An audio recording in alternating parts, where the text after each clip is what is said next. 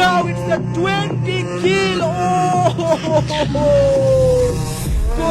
4v1 situation. The GOAT একমাত্র team যায় কিনা হয়তো আজকে বাংলাদেশ টপ 1 কাটতে পারে, but well I don't think সেখান থেকে ব্যাপারটা খুব একটা ইজি হবে দ্য গোটের জন্য, বিকজ বাংলাদেশ টপ 1 আজকে তাদের মাস্টার ক্লাস ফর্মে রয়েছে।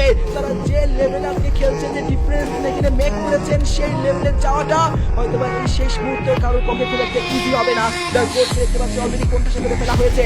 শুভ 90 এগিয়ে গেছেন এখান থেকে মেহেদি, একটা শট এন্ড স্নাইপার হাতে, একটা ভুল ছিল কিনা, বিকজ স্নাইপার প্লেয়ার তাকে অবশ্যই তার দিয়ে দেখানোর জন্য লং রেঞ্জে থাকতে হতো। Back to back Kranto and Mehedi knock out.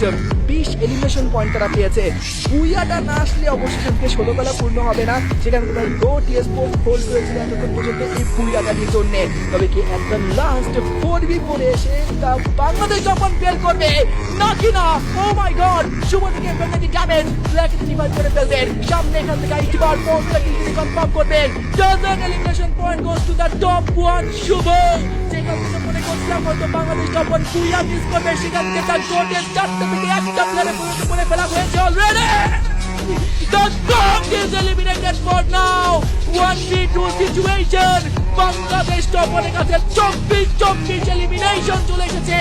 Loss করতে বাকিটাকে পকেটে নেওয়ার মাধ্যমে আজকে কালাহারি প্লাস আলপাইনে ব্যাক টু ব্যাক 2 ম্যাচে আনডিফিটেড থাকতে চলেছে বাংলাদেশ টপ 1।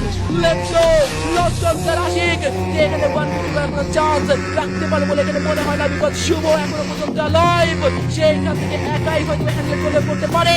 সামনে এখানে প্লেয়ার একেবারে শর্ট রেঞ্জে ওয়াইপ আউট হয়ে যাবে। আর here we go, back to back, bada boom, booyah, booyah, booyah, goes to the Bangladesh top 1. What a